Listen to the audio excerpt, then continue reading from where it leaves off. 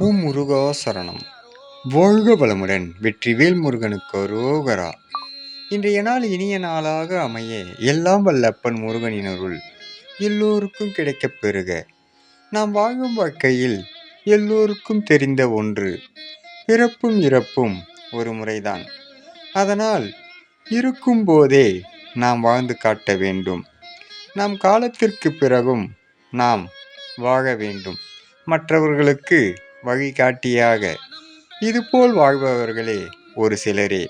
நாமும் முயற்சித்தால் கண்டிப்பாக இந்த பிரபஞ்சம் வாழ வைக்கும். ஆனால் நாம் அதை பற்றி நினைப்பதில்லை.